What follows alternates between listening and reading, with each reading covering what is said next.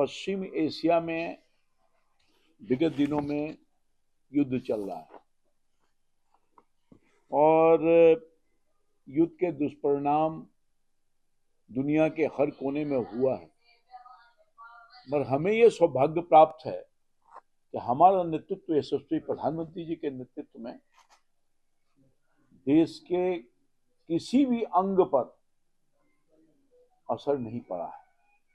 Effort है सरकार का,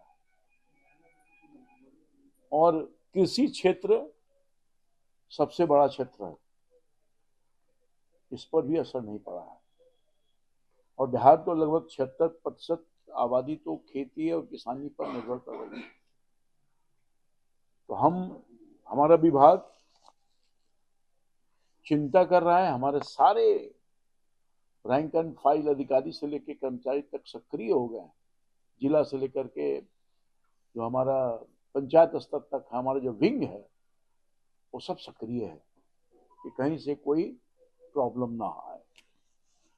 और आज मैंने इसी संदर्भ में अपने अधिकारियों की बैठक बुलाई और साथ ही साथ जितने जिला कृषि पदाधिकारी और जेडीए थे उनसे संपर्क किया और सारी बातों की जानकारी हमारे सेक्रेटरी साहब, डायरेक्टर साहब, मैं स्वयं एक एक बातों की जानकारी दी है, उनको इंस्ट्रक्शन दिया है।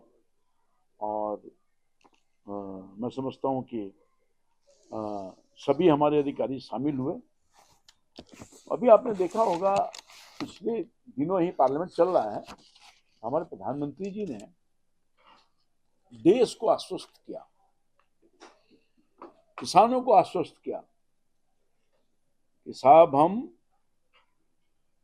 सरकार हमारी किसानों की कठिनाइयों को दूर करने के लिए और कठिनाई ना आवे किसानों के लिए स्पष्ट तौर पर प्रधानमंत्री जी ने देश को आश्वस्त किया है कि हम पूरे सतर्क हैं और हर तरह से हम किसानों को समस्या को आने नहीं देंगे, इसकी देखरेख कर रहे हैं। और हमारा विभाग, कृषि विभाग, हमारे सारे अधिकारी, जैसा कि मैंने आपको कहा, कोई अफवाह फैला करके किसानों को दोहन न करे, इसकी चिंता कर रही है। और खास तौर पर जो काला बाजारी, हमारा दायित्व बनता है, हम कंसर्न हैं खाद्य विभाग से खास तौर पर कि कोई होर्डर ना होर्डिंग करे और ना कोई काला बाजारी करे और इसका इस समय का कोई नाजायज लाभ नहीं उठावे। इसलिए सभी जिला में हमने कहा है कि खाद के स्टॉक का वेरिफिकेशन करिए, ये आदेश दे दिया है। दूसरी बात है, सिर्फ रिटेलर पर ही हम ध्यान नहीं रखेंगे, हम कार्रवाई रिटेलर पर नहीं करेंगे। हम साफ तौर पर कहा है अपने अधिकारियों को कि साहब हम स्टॉकिस्ट पर भी पूरा ध्यान रखने का काम करेंगे। और हमारे जो प्रखंड के कृषि पदाधिकारी हैं और कृषि समन्वयक हैं, जिला के कृषि पदाधिकारी हैं, इनको भी बख्शा नहीं जाएगा। अगर किसी तरह से कोई कमी आई आज के इंस्ट्रक्शन के बाद तो जिम्मेवारी फिक्स है इन अधिकारियों पर, हम उनके खिलाफ भी कार्रवाई करने में कहीं कोई कोताही नहीं करेंगे। दूसरी बात यह है, जो खास तौर पर बॉर्डर का जिला है, सीमावर्ती जो जिला है जो नेपाल से सटा हुआ है, उस पर विशेष निगरानी रखने का डायरेक्शन हम लोगों ने दिया है ताकि खाद नेपाल में तस्करी न किया जाए। ये बहुत बारीकी से इस पर हम लोग नजर रखे हुए हैं।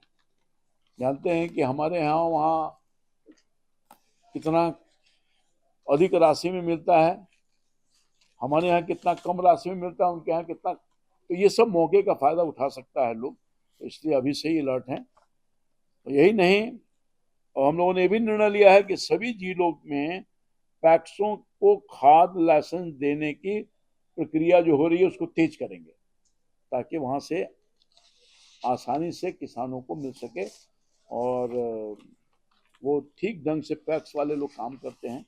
ये हम लोग को विश्वास है कि उनके माध्यम से सही वितरण होगा।